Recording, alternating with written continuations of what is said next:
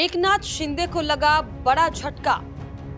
क्या देवेंद्र फडणवीस और अजीत पवार ने काटा शिवसेना का पत्ता?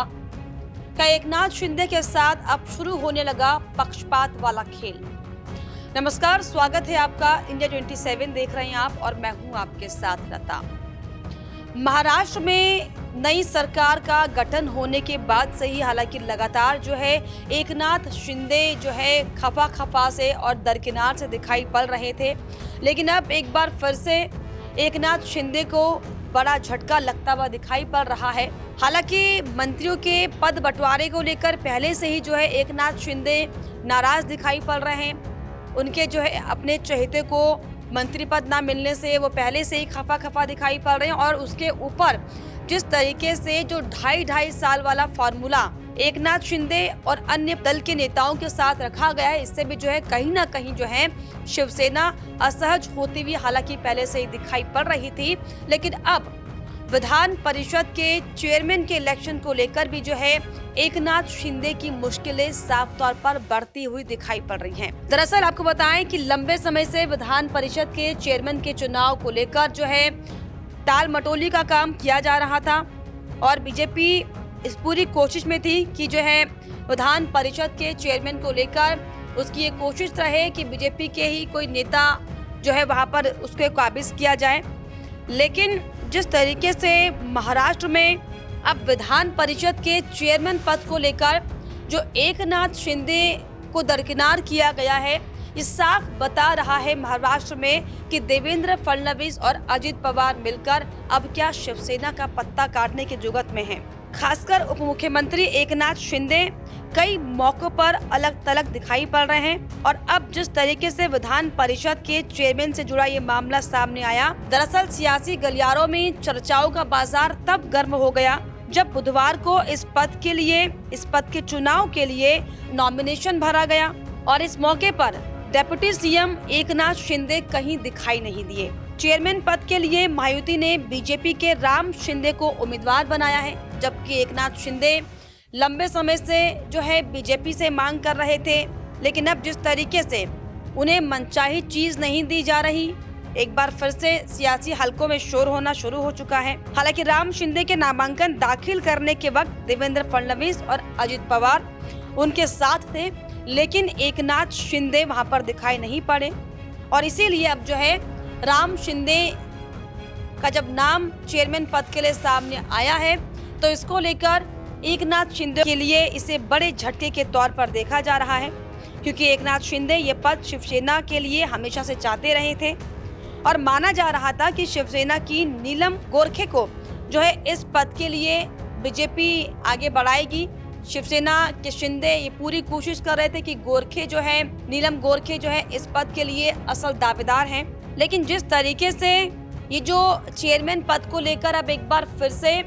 जो तल्ख और मनमुटाव की स्थिति महाराष्ट्र में देखने को मिली है, ये साफ बता रहा है कि महाराष्ट्र में सब कुछ ठीक नहीं चल रहा। और नामांकन दाखिल करने के बाद जिस तरीके से राम शिंदे ने कहा कि कांग्रेस पार्टी ने भी कोई नामांकन दाखिल नहीं किया, ऐसे में चुनाव निर्विरोध होगा, इससे एक अच्छा संदेश जाएगा। उन्होंने खुद के उम्मीदवार बनाए जाने के लिए देवेंद्र फडणवीस और डिप्टी सीएम का धन्यवाद किया। उन्होंने कहा कि बीजेपी और शिवसेना के बीच सीनियर लेवल पर कुछ चर्चाएं हुई हैं। इसके बाद उन्होंने नामांकन दाखिल किया। दरअसल विधान परिषद के चेयरमैन पद के लिए चुनाव नहीं हो पा रहा था, क्योंकि 2022 और 23 में शिवसेना और एनसीपी में बंटवारा हो गया था। विधान परिषद में भी बीजेपी सबसे बड़ी पार्टी है, लेकिन शिवसेना चाहती थी कि यहाँ उसे चेयरमैन का पद मिले, क्योंकि विधानसभा में अध्यक्ष का पद बीजेपी के पास है। लेकिन अब दोनों सदनों में चेयर पर बीजेपी के नेता होंगे और सूत्रों का ये तक कहना है कि बीजेपी ने राम शिंदे का चुनाव किया है क्योंकि वो धांगल समुदाय से आते हैं। वो कारजट जामखेड़ से विधायक थे, लेकिन 2019 और 24 में वो एनसीपी शरद गुट के रोहित पवार से हार गए थे। लेकिन अब जिस तरीके से हालांकि विधान परिषद को लेकर सबकी नजर इस पर टिकी हुई थी और खास तौर पर एकनाथ शिंदे ये उम्मीद लगाए बैठे थे, हालांकि मुख्यमंत्री का पद उन्हें नहीं दिया गया, गृह मंत्रालय का पद उन्हें नहीं दिया गया, लेकिन उन्हें इस बात की दरअसल उम्मीद थी कि जो बची कुची कसर अब महाराष्ट्र में बची है मनचाहे पदों को लेकर, ये हो सकता है कि बीजेपी उन्हें तवज्जो दे, प्रमुखता के तौर पर जो है शिंदे की पार्टी को प्रमुखता दी जाए, तवज्जो दी जाए, क्योंकि 57 सीटें वो लेकर आई विधानसभा चुनाव में। लेकिन जिस तरीके से देवेंद्र फडणवीस, चाहे शपथ ग्रहण का समारोह हो, चाहे मंत्रियों के शपथ ग्रहण का दिन हो, और चाहे अब विधान परिषद के चेयरमैन का इलेक्शन हो, जिस तरीके से देवेंद्र फडणवीस और अजीत पवार एक साथ दिखाई पड़ रहे हैं हंसते और चहचहाते हुए, ये साफ तौर पर नजर आ रहा है कि कहीं ना कहीं एकनाथ शिंदे की दुखती नस में हाथ रखने का काम बार बार किया जा रहा है। हालांकि पिछले दिनों भी लगातार तमाम जो है सियासी खबरें महाराष्ट्र के सियासी गलियारों से निकलकर सामने आई, और अभी भी, क्योंकि भले ही 39 मंत्रियों ने पद की शपथ जरूर ले ली हो, लेकिन जिस तरीके से अब तक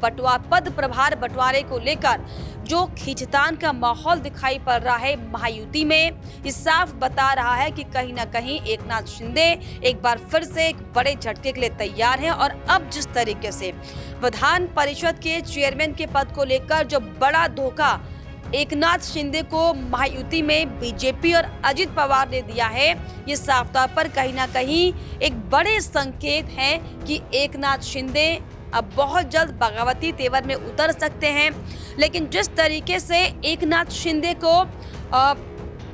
समय दर समय जो छिटकने का काम किया जा रहा है, इसको लेकर क्या आपको लगता है, हमें कमेंट बॉक्स में जरूर लिखिएगा। इसके अलावा हमारे चैनल को लाइक, शेयर एंड सब्सक्राइब करना भी ना भूलें।